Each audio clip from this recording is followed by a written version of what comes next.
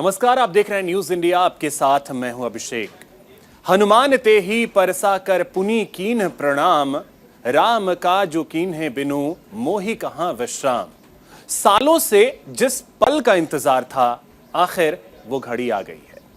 अयोध्या में बने राम मंदिर में रामलला विराजमान होने जा रहे हैं और भगवान राम के अनन्य भक्तों में से एक प्रधानमंत्री नरेंद्र मोदी इस दौरान यजमान की भूमिका में नजर आएंगे। पीएम मोदी न केवल भगवान राम के भक्त हैं, बल्कि बतौर प्रधानमंत्री उन्होंने राम राज के सपने को साकार किया है। भगवान राम के पद चिन्हों पर चलते हुए गरीबों के कल्याण को प्राथमिकता दी है।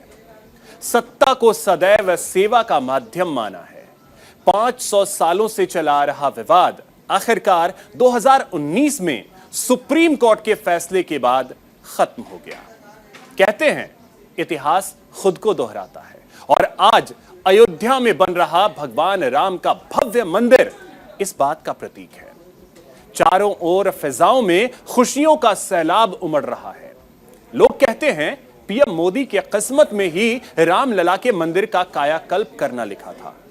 राम भक्त मोदी पर देखिए आज की हमारी ये खास पेशकश।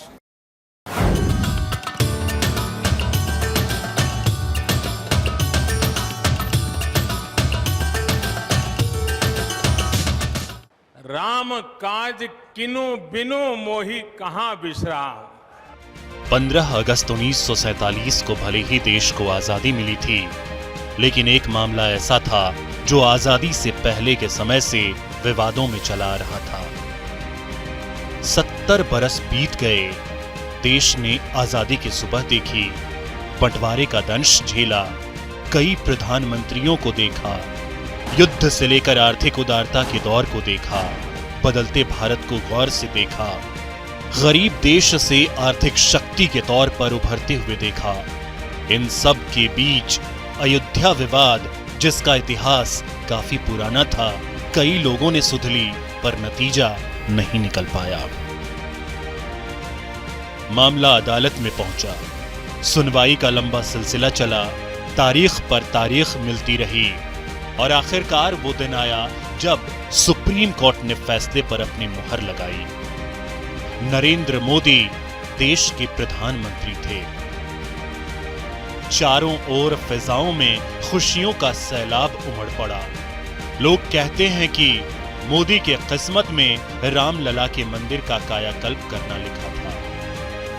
2020 तक 492 साल के इतिहास में कई मोड़ आए और हर मोड़ को पार करते हुए सुप्रीम कोर्ट ने अपनी न्यायिक ताकत का एहसास किया। राम जन्मभूमि के मामले पर आखिरकार लंबी चली सुनवाई के बाद 9 नवंबर 2019 को राम मंदिर के पक्ष में फैसला सुनाया और फिर राम जन्मभूमि पर राम मंदिर के निर्माण का मार्ग प्रशस्त हुआ।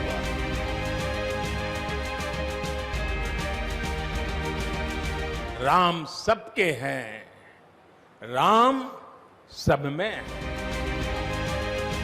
सुप्रीम कोर्ट का फैसला आने के बाद अयोध्या में भव्य राम मंदिर का निर्माण किया जा रहा है। राम मंदिर के निर्माण के साथ अयोध्या की तस्वीर ही नहीं, बल्कि तकदीर भी बदलने लगी है।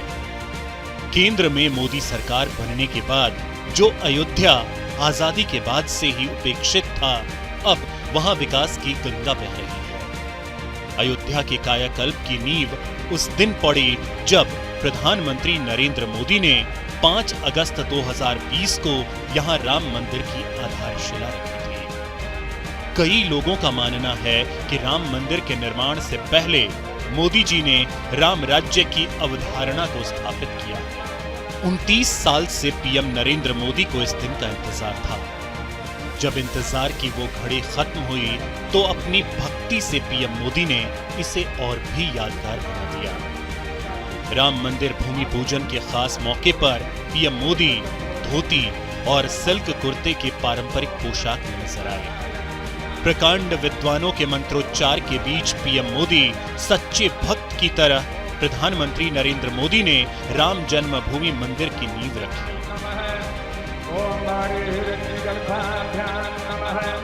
सरयू के किनारे एक स्वर्णिम अध्याय रच रहा है। कन्याकुमारी से क्षीर भवानी तक, कोटेश्वर से कामाख्या तक, जगन्नाथ से केदारनाथ तक, सोमनाथ से काशी विश्वनाथ तक, समेत शिखर से श्रवण बेलगोला तक, बोध गया से सारनाथ तक, अमृतसर साहब से पटना साहिब तक, अंडमान से अजमेर तक, लक्षद्वीप से लेह तक, आज पूरा भारत राममय है। पूरा देश रोमांचित है, हर मन दीपमय है। 25 सितंबर 1990 को सोमनाथ और अयोध्या के बीच राम रथ यात्रा शुरू हुई थी। उस वक्त नरेंद्र मोदी गुजरात में बीजेपी के महासचिव थे। गुजरात में नरेंद्र मोदी ने रथ यात्रा की अगुवाई की थी। मोदी ने एकता यात्रा के तहत 26 जनवरी 1992 को कश्मीर के लाल चौक पर तिरंगा फहराया था। लेकिन कहा जाता है कि कश्मीर जाने से कुछ दिनों पहले 14 जनवरी को उन्होंने अयोध्या में राम जन्मभूमि पहुंचकर रामलला का आशीर्वाद लिया था। बताया जाता है कि उस दौरान मोदी ने प्रतिज्ञा ली थी कि वह अयोध्या तभी लौटेंगे जब राम मंदिर का निर्माण शुरू होगा।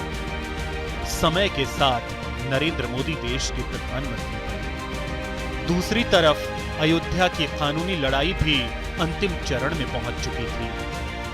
जिस पल का लोगों को सदियों से इंतजार था, आखिरकार तकरीबन 500 साल पुराना राम मंदिर आंदोलन और नरेंद्र मोदी के समर्पण की यात्रा 5 अगस्त 2020 को नई ऊंचाई पर पहुंचकर मुकम्मल हुई। श्री राम का मंदिर हमारी संस्कृति का आधुनिक प्रतीक बनेगा। और मैं जानबूझकर के आधुनिक शब्द का प्रयोग कर रहा हूं। हमारी शाश्वत आस्था का प्रतीक बनेगा। हमारी राष्ट्रीय भावना का प्रतीक बनेगा। और यह मंदिर करोड़ों करोड़ लोगों की सामूहिक संकल्प शक्ति का भी प्रतीक बनेगा। ये मंदिर आने वाली पीढ़ियों को आस्था, श्रद्धा और संकल्प की प्रेरणा देता रहेगा। प्रधानमंत्री नरेंद्र मोदी रामलला के अनन्य भक्तों में से एक माने जाते हैं। जब से उन्होंने देश की बागडोर संभाली है, भगवान राम के रामराज्य की परिकल्पना को साकार करने का प्रयास कर रहे हैं। फिर चाहे गरीबों का कल्याण हो या बेटी बचाओ बेटी पढ़ाओ अभियान हो, घरों में शौचालयों का निर्माण हो या फिर महिलाओं के लिए उज्ज्वला गैस योजना का वरदान हो, भ्रष्टाचार और भ्रष्टाचारियों पर लगाम हो या युवाओं को रोजगार से जोड़ने का प्लान हो, धारा 370 और 3 तलाक का खात्मा हो या महिलाओं को 33% आरक्षण देने का प्लान हो, गरीबों के लिए मुफ्त अनाज योजना का वरदान हो या बुजुर्गों को अटल पेंशन योजना का अभियान हो। प्रधानमंत्री नरेंद्र मोदी ने अपने कार्यकाल के दौरान प्रभु श्री राम के पद चिन्हों पर चलते हुए रामराज्य की परिकल्पना को साकार करने का भरसक प्रयास किया है। आधुनिकता के साथ पीएम मोदी रामराज्य की परिकल्पना के तहत विरासत को भी संजो रहे हैं। तभी तो जब भारत ने G20 की सफल अध्यक्षता की, उस दौरान पीएम मोदी ने मेहमानों को पुरानी विरासत से अवगत कराया। फिर चाहे वो नालंदा विश्वविद्यालय हो या फिर नटराज, ये पीएम मोदी के ही प्रयासों का नतीजा है कि आज भारत दुनिया की 5वीं सबसे बड़ी अर्थव्यवस्था वाला देश बन गया। भले ही हम दुनिया में सबसे ज्यादा आबादी वाले देश बन गए हों, लेकिन इसको भी हमने एक अवसर के तौर पर लिया है। पीएम मोदी युवाओं को स्वावलंबी बनाने के लिए स्किल डेवलपमेंट योजना के जरिए रामराज की अवधारणा को साकार करने में लगे हैं। रामराज्य के बारे में कहा जाता है कि रामराज्य विकासवादी या विस्तारवादी नहीं। यही वजह है कि प्रभु श्री राम ने बाली और रावण का वध करने के बाद भी उनके राज्य को अपने राज्य में नहीं मिलाया, बल्कि उनके ही छोटे भाइयों को राज्य का दायित्व सौंप दिया। लंका पर विजय हासिल करने के बाद रावण के छोटे भाई को सत्ता सौंपी। ठीक इसी तरह पीएम मोदी की सोच भी मानवतावादी है। हाल ही में श्रीलंका में हुए भारी राजनीतिक उथल-पुथल के बाद भी मोदी ने सिर्फ श्रीलंका में स्थिरता को तरजीह दी और खुद उसके आंतरिक मामलों से दूर रहे। इसके अलावा भी देश के पड़ोस में कई छोटे देश हैं जो आर्थिक या राजनीतिक रूप से अस्थिर हैं, लेकिन पीएम मोदी ने हमेशा उन देशों की मदद तक ही खुद को सीमित रखा, कभी उन देशों पर कब्जे की कोशिश नहीं की। मुश्किल वक्त में दुनिया को कोरोना वैक्सीन देकर रामराज्य के सपने को साकार किया। राम मंदिर के लिए कई सदियों तक कई पीढ़ियों ने अखंड अविरत एक निष्ठ प्रयास किया है। आज का ये दिन उसी तप, त्याग और संकल्प का प्रतीक है। राम मंदिर के लिए चले आंदोलन में अर्पण भी था, तर्पण भी था, संघर्ष भी था, संकल्प भी था। जिनके त्याग, बलिदान और संघर्ष से आज ये स्वप्न साकार हो रहा है, जिनकी तपस्या राम मंदिर में नींव की तरह जुड़ी हुई है। आज भले ही राम मंदिर का निर्माण युद्ध स्तर पर किया जा रहा है, लेकिन यह उतना आसान भी नहीं था। राम मंदिर में कई प्रकार की कानूनी अड़चनें थी, पेचीदगियां थी, दो धर्म के बीच विवाद था, आपस में तनाव था, कई सरकारों का प्रयास था, लेकिन सफलता नहीं मिली। कुछ करीब पहुंचकर फिसले, कुछ अधर में ही लटके, शायद वो इसलिए कि नियति ने पीएम मोदी के लिए कुछ और ही सोच रखा था। आइए आपको ग्राफिक्स के जरिए बताते हैं कि आखिर राम मंदिर मामले में कब और क्या हुआ। 1528 अयोध्या में बाबरी मस्जिद का निर्माण। 1949 बाबरी मस्जिद में भगवान राम की मूर्ति दिखने का दावा।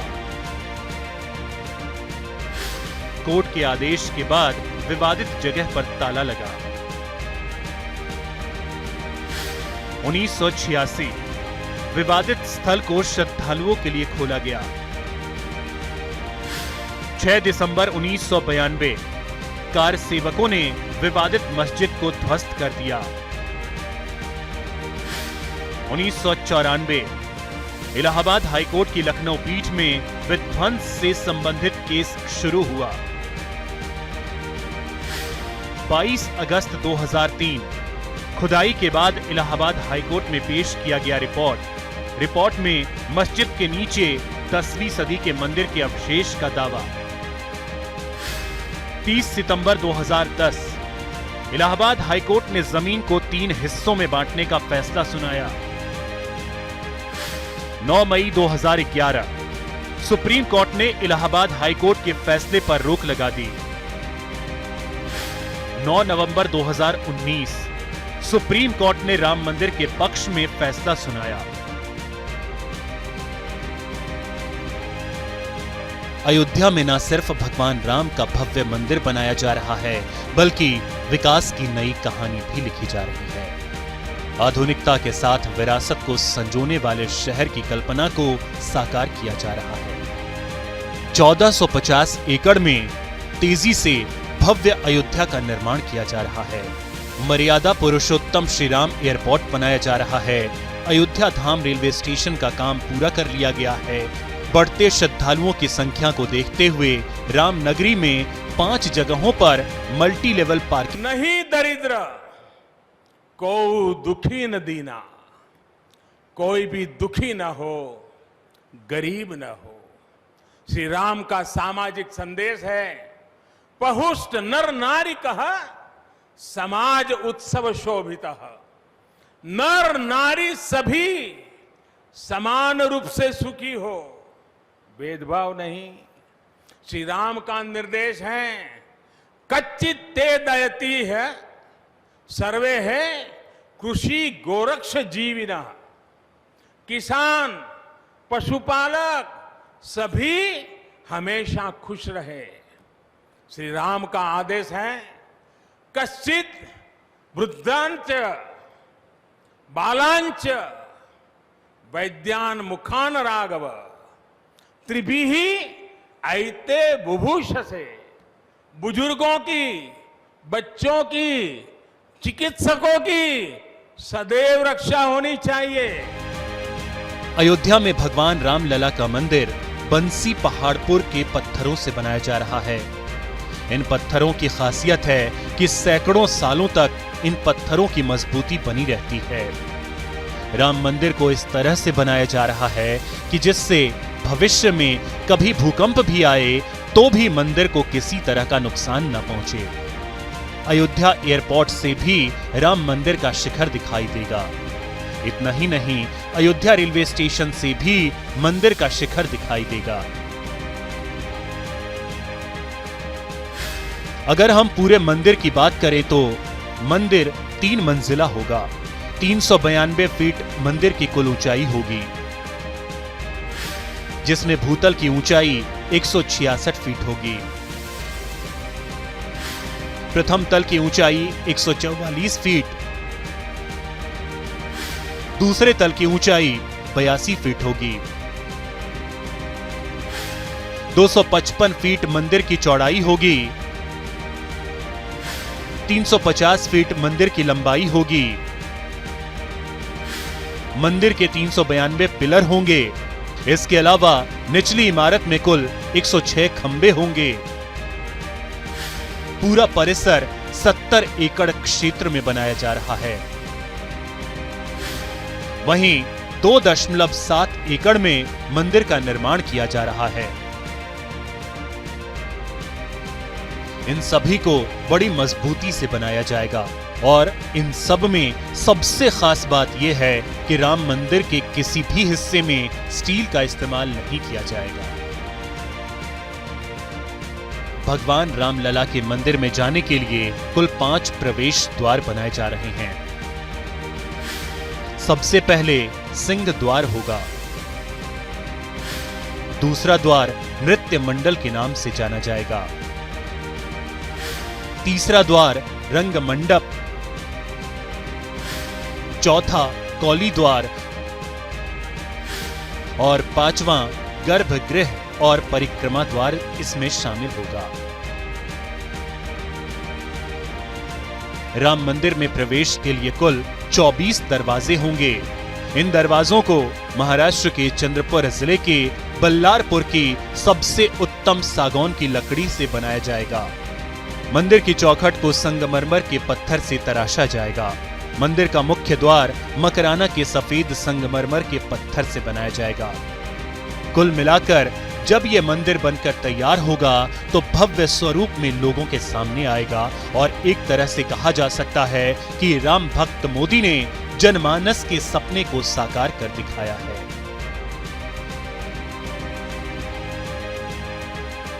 बीजेपी ने राम रथ पर सवार होकर सत्ता का रास्ता तय किया है। एक समय ऐसा था जब सारी विपक्षी पार्टियां बीजेपी पर हमला बोलते हुए कहती थीं, मंदिर वहीं बनाएंगे लेकिन तारीख नहीं बताएंगे। अब मंदिर भी लगभग बनकर तैयार हो रहा है और तारीख की भी घोषणा हो चुकी है।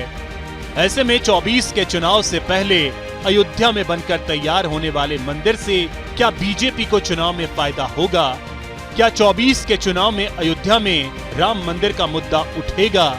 क्या बीजेपी राम के नाम पर 24 का चुनाव लड़ेगी? ये सब ऐसे सवाल हैं जिसका जवाब तो 24 के चुनाव में ही मिलेगा।